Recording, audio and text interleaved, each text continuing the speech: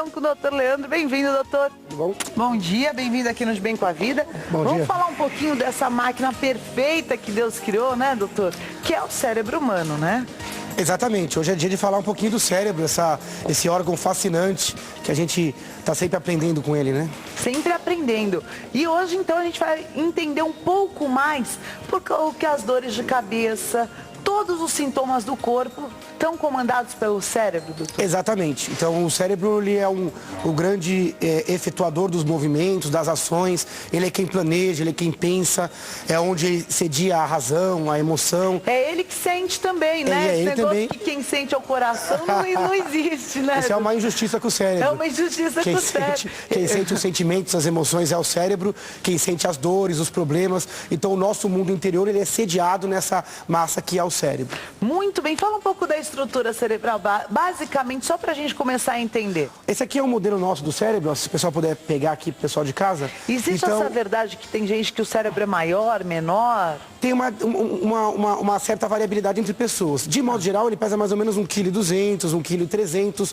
Então, ele pesa em torno de 2, 3% do nosso peso. Tá. Só que, mesmo assim, ele recebe uma quantidade de energia muito grande. 1/5 da energia do corpo vai para o cérebro. Olha 1/5 do só. sangue vai para o cérebro. É verdade que você comer proteína ajuda? Qual que é a comida do cérebro? Então, o cérebro ele se alimenta muito de bons colesteróis, né, boas gorduras, gordura de fontes vegetais, então evitar a gordura animal. Proteína é fundamental para a estrutura. Proteína, né? Dizem que a dieta americana que come proteína na manhã, ela é saudável para o cérebro. O senhor concorda ou discorda? Ela é relativamente saudável. O grande problema da dieta americana é a questão da taxa de gordura. Né? A gordura animal, matinal, ela não faz bem. Outra coisa que o cérebro precisa muito, além dessa boa gordura e dessas fontes adequadas de proteína, é a questão das vitaminas. Então, as vitaminas do complexo B, verduras, frutas, água. Ele em grande parte também é água. Então, o complexo B ajuda a dar energia, que agora tem sublingual, tem vários tipos de vitaminas do complexo B, né? Isso é pessoa a pessoa, mas de modo geral, principalmente as fontes dietéticas, as fontes de verduras ricas em vitamina B fazem bem para o cérebro, sim. E coisas que são tóxicas ao cérebro, o álcool, drogas de modo geral, o cigarro, tudo isso faz muito mal e vai lesando a estrutura cerebral. Lesa. Sem dúvida lesa. Pode lesar, inclusive, irreversivelmente, filho. Vai machucar de uma maneira que não tem como consertar depois, para quem não entende o que é lesão. Isso, né? Machucado definitivo, vai carregar depois o problema pro resto da vida. Então, para proteger o seu cérebro, bons hábitos alimentares, bons hábitos de atividade física. Dormir bem. Dormir adequadamente, fundamental. Fundamental para quem gosta de dormir. Bom, a gente tem várias perguntas. Você pode ir fazendo as suas perguntas nas redes sociais.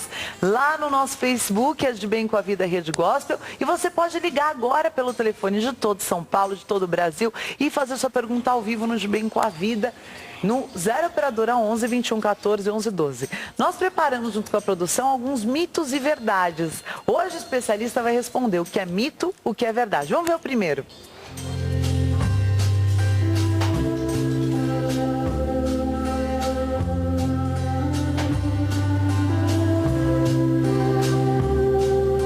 Então, assim, Fê, o que acontece? O cérebro cedia inteligência. É natural a gente imaginar que quanto maior seria a inteligência. Isso não acontece.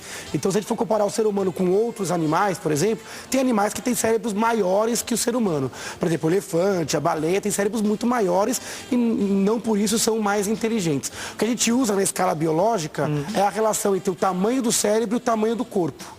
Então, o ser humano ele tem um cérebro grande proporcionalmente ao seu corpo. Então, não importa só o tamanho, importa a qualidade das conexões. No ser humano, a qualidade é muito sofisticada. Então, o ser humano é tido como o ser mais inteligente. Mesmo se comparar as pessoas entre si, tem pessoas com a cabeça um pouco maior, ou cérebro maior ou menor. E aí? E não necessariamente cabeça maior é mais inteligente? Não, isso é mito, totalmente mito. A criança mais cabeçudinha, vai ser inteligente. Vai ser inteligente, né? Isso não é verdade. Por exemplo, as mulheres têm o cérebro anatomicamente um pouco mais leve e um pouco menor. Porque também tem o corpo menor. E nem por isso são menos inteligentes. São mais inteligentes. E aí fica por conta. Eu vou dizer que são semelhantemente inteligentes. Claro, em nada fica... Eu estava vendo essa última revolução científica aí liderada por uma mulher, né? É verdade. Essa descoberta, um grupo de 3.000 cientistas liderado por uma mulher. Eu fiquei surpresa. Uma mulher lidar com 3.000 cientistas cientistas Mas malucos. eu acho que isso não o que aconteceu é que está se dando mais oportunidade às mulheres. Com então, certeza. aonde dá oportunidade, você percebe que a mulher ela é superior em algumas ações. Então, o perfil de liderança, a questão emocional, na lidar melhor com verdade, eu pessoas. acredito que a mulher e o homem se completam nos seus diferentes perfis. Eu acredito que é um casamento perfeito mesmo. Bom, vamos ver, tem mais mitos e verdades e a sua participação. Você de todo o Brasil pode ir participando com a gente ao vivo agora. Liga 0 operadora 11 21 14 11 12. Você que tem muitas dores de cabeça, você que tem dúvidas sobre dores na nuca, com relação a desconfortos. Hoje, o especialista vai esclarecer as dúvidas com relação ao nosso sistema nervoso. Você que tem apagão, sofre de apagões, de repente apaga tudo. Hoje nós vamos esclarecer algumas dúvidas sobre o nosso sistema nervoso e sobre o cérebro aqui no De Bem com a Vida. Vamos ver mais um mito ou verdade?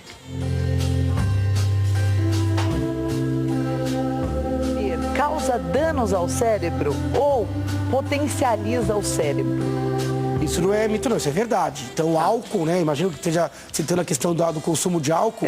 Ele, na fase aguda, quando você acaba de beber, ele dá uma alteração da função. Então, a função do cerebelo, essa área aqui embaixo, essa área mais escura, então a pessoa fica com uma coordenação motora alterada.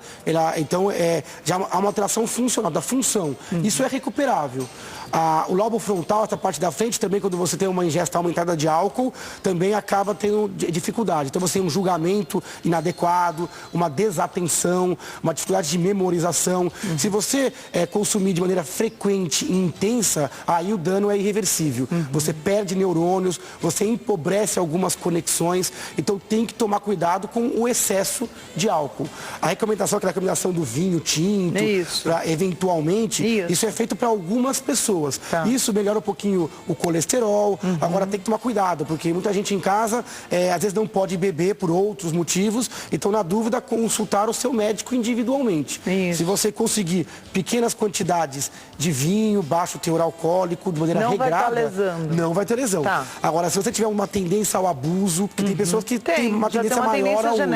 Então, é melhor que você evite e use outros métodos para controlar o seu colesterol. Então, na dúvida, consultar o seu médico, né? Muito bem. Tem participação pelo telefone, é isso, produção? Vamos lá, já está entrando, vamos ver mais um mito ou verdade. Vamos assistir.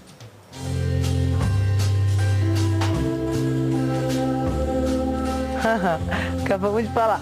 O cérebro do homem, ele é diferente além do peso? Qual é a diferença das conexões do homem e da mulher, doutor? É diferente. Então, isso não é mito, não. Isso é verdade. Isso é verdade. O cérebro do homem e da mulher, ele é geneticamente, anatomicamente diferente. Também tem a questão cultural e a questão hormonal. Então, o cérebro da mulher e do homem são estruturas um pouco diferentes. O cérebro do homem é um pouquinho mais robusto, um pouco mais pesado. Ele é melhor em algumas coisas, de modo geral. Raciocínio lógico, sequencial, raciocínio matemático e a questão visoespacial. A questão visual, visoespacial do homem é um pouquinho superior. No caso da mulher, é melhor em comunicação, ela é melhor em questões emocionais, ela é mais criativa, mais intuitiva. Então, realmente, a gente tem essa variabilidade entre homens e mulheres. Isso de forma populacional. É óbvio que tem mulheres individualmente que são ótimas em matemática. E homens também que têm essa sensibilidade. Grandes comunicadores ou que são criativos. Então, isso é uma questão populacional. De modo geral, uma mulher tem uma tendência maior a essa questão que eu falei, da criatividade, da intuição e da comunicação. E o homem é melhor em lógica, visoespacial e matemática. Muito bem. Tem participação pelo telefone, eu quero dar meu muito bom dia para Elaine de Guarulhos. Bom dia. Ô Marlene, bom dia Marlene. Bom dia, querida. Tudo bem? Tudo bem, meu amor. Marlene, qual que é a sua pergunta hoje para o especialista? Bom, doutor Leandro, eu sofro de epilepsia há 12 anos. E, então, no caso, eu gostaria de saber, porque os médicos não descobriram ainda a causa do problema. Da epilepsia, você já procurou todos os tipos de tratamento? Já, eu faço um tratamento que com certeza os medicamentos controlam muito, graças a Deus. Mas eu gostaria de saber, eu fiquei sabendo há algum tempo, por pessoas que, estudando bastante, a gente pode criar uma massa cerebral, que, no meu caso, eu creio que pode ajudar. Se tem uma falha no cérebro, pode cobrir essa falha. Tá ótimo, obrigada assim? É assim, doutor? Obrigada pela sua participação. Obrigado pela ligação, pela participação. Olha, ela falou sobre a epilepsia. Epilepsia é uma doença pouco comentada, mas a gente tem em torno de 1 a 2% da população que tem uma tendência a crises epiléticas. Ou seja, é muito triste a epilepsia. Isso, porque a pessoa está bem e de repente ela perde o controle de alguma função neurológica ou desmaia, pode ter convulsão. Então, e a epilepsia não é uma doença em si. A epilepsia é um conjunto de doenças. Então, um machucado, por exemplo, no cérebro, como a nossa telespectadora citou, pode causar epilepsia. A pessoa tem uma lesãozinha em alguma região do cérebro e essa região torna ela predisposta. Agora, quanto à segunda pergunta, a colocação dela, se a pessoa estudando, ela consegue melhorar esse rendimento, isso é possível sim. Então, o cérebro é um órgão que ele melhora com o uso, né? Ele melhora com o uso adequado. Mas chega a criar massa? Então, normalmente não há uma criação anatômica. O que acontece é que os neurônios que sobraram, que restaram, eles acabam compensando, criando mais redes, mais conexões. Então, lógico que isso tem um limite. Depende da região que isso foi, que acometeu, né, o problema. Ela não falou se ela tem ou não alguma sequela, alguma dificuldade. Sendo só a epilepsia, o ideal é um bom segmento neurológico. O uso do remédio, como ela citou, geralmente controla as crises. Em torno de 70% ou 80% dos casos, a epilepsia o controle é eficaz com a medicação. E a cirurgia é indicada ou não, doutor? A cirurgia é indicada em alguns casos, quando a pessoa não responde a remédios. Então, quando ela já tentou 1, 2, às vezes uma associação de remédios não teve controle, e quando essa pessoa tem uma lesão, ou seja, o médico identifica algum local onde ele consegue entrar e retirar esse foco. Às vezes a pessoa não tem essa lesãozinha. Então, tirar um cérebro normal não vale a pena. Também depende de onde é a lesão. Se a lesão estiver perto de uma área muito importante, melhor não operar. Porque às vezes a sequela é maior do que o risco da crise. Então é caso a caso, mas a cirurgia, em torno de 10% dos casos, ela pode ser realmente pensada e ser feita. Mas a cirurgia não elimina por completo os sintomas como a convulsão? Pode eliminar. Em alguns casos, quando a convulsão... Vou dar um exemplo. A pessoa tem um tumorzinho benigno no cérebro, um meningioma. Tumor benigno. Então, esse tumor ele não está causando nenhum problema, mas causa epilepsia. E aí os remédios não controlam, ela pode operar esta causa e ela pode ficar sem remédio, sem crise. Muito bem, então, é caso a caso. Como eu falei, epilepsia é que nem febre. Tem várias causas. Então, o ideal é procurar um neurologista, tem que passar por exames de ressonância, eletroencefalo, ver qual é a causa e qual é o melhor tratamento. Muito bem, tem participação pelo nosso Facebook. A Cláudia quer saber o seguinte: dia 6 de março, ela começou a sentir uma dor muito forte atrás da cabeça. E dói até quando ela prende o cabelo. O que isso pode ser? Então, dor de cabeça forte, que a pessoa desconhece, é fundamental sempre buscar a ajuda médica, ser examinado. Quais são os exames que identificam motivos de dor de cabeça, doutor? Então, o mais importante é a história clínica. Então, o médico vai ter que estabelecer há quanto tempo a pessoa sente, aonde dói, qual a intensidade, para ver se isso é uma enxaqueca, uma cefaleia tipo tensão muscular. Quando o médico acha que pode ter algo errado com a cabeça, ele vai ter que definir alguns exames. Por exemplo, uma tomografia, para casos mais leves, uma ressonância, que é um exame mais sofisticado. Se o médico suspeitar, por exemplo, de um aneurisma, ele tem que fazer um exame que enxerga os vasos. Então tem a angiorressonância, angiotomografia. Se ele suspeita, por exemplo, de uma meningite, que é uma inflamação das camadas que revestem o cérebro, tem que fazer aquele líquor, né, aquela picadinha nas costas, para ver se tem inflamação. Então, o exame não é direcionado ao sintoma dor de cabeça, mas sim aos diagnósticos que o médico bola na cabeça. Mas esse de até prender o cabelo, está incomodando, pode estar associado, de repente, pode ser dor muscular, aí não tem associação. Pode ser uma dor muscular, sem dúvida nenhuma. Então tem que ver que tipo de corte, de penteado que ela tem. Então essa dor de cabeça quando prende o cabelo é comum. Então isso pode acontecer do nada, quando a pessoa não tem dor, ou pode agravar dores musculares.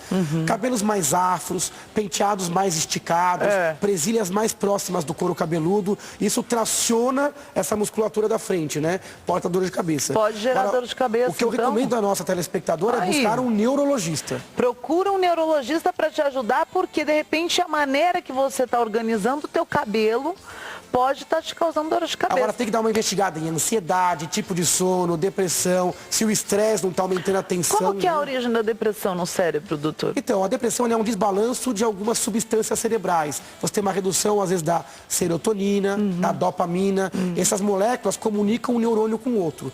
Então, você perde uma molécula que dá cor ao seu dia a dia. Então, você acaba vendo tudo meio preto e branco, sem graça. E na paixão, o que acontece com o cérebro apaixonado? Que ele vê tudo bonito. Ao contrário da depressão, e também não é tão saudável assim, porque a pessoa às vezes pode cometer alguns erros. Porque vai de falsear julgamento. o... Exatamente. Então deixar passar algumas coisas e criar Não vai ver relacionamentos. muita coisa.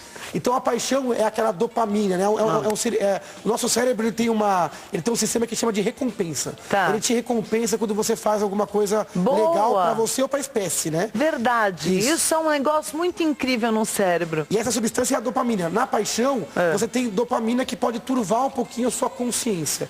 Pode turvar um pouquinho o seu julgamento. O ideal é nem tanto ao céu, nem tanto à terra. Nem tão apaixonada, nem tão cética, deprimida. Exatamente. Muito bem. Tem mais participação? Mito ou verdade? Vamos ver mais um mito ou verdade? Hoje o doutor Leandro respondendo tudo sobre o funcionamento do cérebro hoje aqui no De Bem com a Vida, a Semana da Saúde do De Bem com a Vida. Vamos ver mais um mito ou verdade?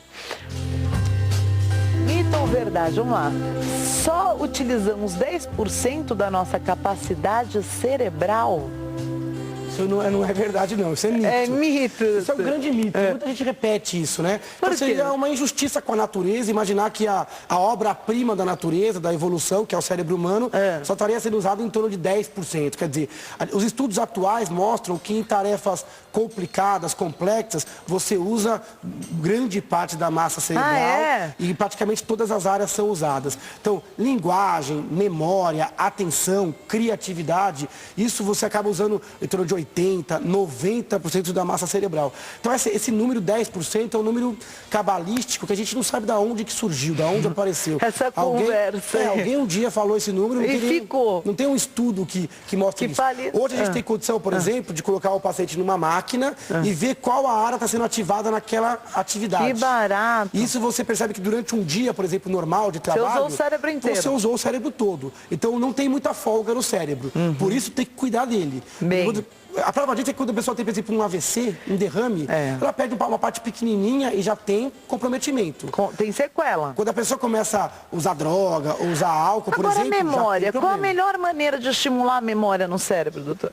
A memória é uma das funções mais complexas e mais nobres do cérebro. Ela utiliza sistemas de atenção, de triagem, depois de fixação, depois de rastreamento. Olha, é fundamental são para o vários cérebro. sistemas, São então. vários sistemas. Então a memória não é uma função. Tá. Ela é, na verdade, um conjunto de funções. Ela é um processo. Que legal. Para isso tem que estar descansado, tem que estar treinado. A gente não treina muito a memória, Não. né? A gente apela rapidamente, às vezes, para o celular, para o tablet, para a caneta, para a agenda. Então, Mas a última dica que você deu da associação de nome me ajudou a memorizar mais nome, doutor. Então, essa é uma dica legal. É uma dica boa. Sempre que você se deparar com alguma coisa que você precisa memorizar, Associe com algo que já está memorizado. Isso. Aí você rouba, né?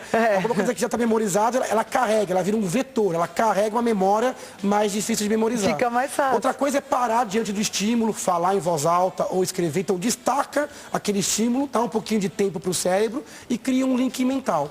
Então, com isso, você vai ver que o seu rendimento vai melhorar muito. Né? Muito bem. Tem participação pelo telefone e a última pergunta de hoje. Hoje, doutor Leandro respondendo as dúvidas sobre a saúde do seu cérebro. O Marcos aqui de São Paulo quer fazer a pergunta dele. Bom dia, Marcos. Bom dia, Bispa Fernanda. Bom dia, doutor Leandro. Bom dia a todos que estão ouvindo. Paz seja convosco. Tudo bem? Bom dia, bom dia. Qual que é a sua dúvida hoje, Marcos? Bispa, é o seguinte, tenho 36 anos e quando eu era mais jovem, eu tinha uma memória fantástica. Você nem imagina. Aprendi a tocar violão, teclado, instrumentos, enfim. Né? Olha. Tanto que escolhi o ramo de exatos e me formei em engenharia. Memória é realmente fantástica. Só que eu percebi que da metade da faculdade para frente a memória começou a falhar muito. Mas falhar demais mesmo. Que coisa. Ao ponto de eu pegar a mochila das costas para pegar alguma coisa e esqueci o que ia pegar. E aí, doutor Eu queria Leandro? saber... está acontecendo? Que seria isso? O que está acontecendo com ele, doutor? O Marcos, ele faz parte de uma população grande de jovens com problema de memória. A gente tem queixa de memória em 40% dos jovens atualmente. Então, primeiro, quando você é um pouco mais jovem, você tem uma outra avidez pelo novo, né? Mas quando nesse grau? Não, esse grau tá demais. Tá. Então, certamente está alguma coisa errada acontecendo com ele. Quer dizer, ansiedade, distúrbio de sono, falta de concentração, de atenção, tudo isso pode estar... Porque quando você vai envelhecendo um pouco, você vai aumentando o grau de responsabilidades, o seu cérebro vai ter que começar a dividir, né? É muito comum, por exemplo, a mulher após a maternidade, ela por exemplo... parece que o neném nasceu, a cabeça foi junto. Nasceu junto com o bebê. Então, eu no consultório, eu vejo muita gente jovem... Achando que emburreceu depois, por exemplo, da maternidade. Mas não é. Aumentou a complexidade. até você se adaptar, né? Então o cérebro é o mesmo, o cérebro tá bom, tá apto, só que você tem mais funções. No caso dele, ele não perdeu a capacidade cerebral. Não perdeu. Muito provavelmente ele tem o mesmo computador, mas com muito mais programas abertos. Então, e também às vezes é muito mais programas também que ele não queria que tivesse. Então, coisas que estão preocupando ele. O emocional pode estar interferindo também. Então, ansiedade, depressão, estresse do trabalho, atividade física, às vezes a gente negligencia um pouco isso. Então, tudo isso vai minando nossa capacidade de memorização. Quando ele citou do segundo ano para frente, uma faculdade de engenharia complexa, às vezes isso pode ter pesado, que são os anos mais difíceis. Aumenta a complexidade. Aumenta a proximidade da formatura, os estágios. Então você tem o mesmo cérebro, agora sobrecarregado. Pressão, né? Então quando você pressiona e sobrecarrega o sistema, você tem falhas. Isso acontece com qualquer sistema eletrônico e também num sistema biológico, que é o cérebro. Se você sobrecarregar a mesma máquina, vai ter mais erros. Então tem que ter mecanismos de liberar essa pressão. Exatamente, tem que diminuir o estresse, tem que fazer atividade física, tem que se concentrar, tem que delegar funções, não querer carregar às vezes o mundo nas costas, tem que conseguir otimizar, organizar os ambientes, organizar o seu dia a dia. Com isso você vai ver que seu rendimento volta àquele rendimento com 18 anos. Esse negócio do cérebro é tão engraçado de organizar ambientes, porque quando eu preciso organizar alguma coisa na minha vida, eu organizo qualquer coisa na minha casa. E isso me traz um bem-estar. É uma organização de ambiente que me gera uma organização mental. Sem dúvida nenhuma. Então a pessoa pode estar achando quais as maneiras dela trazer uma organização mental quando ela está naquela confusão que ela não consegue nem tomar uma decisão, né, doutor? Perfeito. Cada um tem o seu mecanismo. Nosso cérebro tem uma representação do nosso corpo e do nosso mundo. Então ele vai espelhar o que a gente está vivendo. Então o nosso cérebro, para ele estar organizado, limpo e claro, é importante estar com as suas relações humanas, seu ambiente, seu clima no trabalho totalmente organizado, limpo, claro, né? Muito bem, hoje o doutor Leandro Teles explicando pra gente como funciona essa máquina perfeita que é o cérebro humano. Então aí dicas para você não sofrer tanto com dor de cabeça e organizar mais o teu dia para melhorar a sua memória e alimentar bem esse cérebro, essa máquina perfeita. Doutor, muito obrigado pela presença aqui nos Bem com a Vida, muito bem-vindo. Eu que agradeço. E o contato para quem quiser conhecer mais sobre a saúde do cérebro. Eu convido nossos telespectadores a entrar no site leandroteles.com.br. É um portal de neurologia com dicas para otimizar a performance cerebral. E lá também me coloco à disposição para quem quiser enviar alguma pergunta, alguma dúvida, para a gente responder logo após o programa. Muito bem. Então você que tem alguma dúvida, leandroteles.com.br. E os exercícios que o doutor Leandro traz são interessantíssimos para melhorar a sua capacidade cerebral. Obrigada, doutor, mais uma vez pela presença aqui nos Bem com a Vida.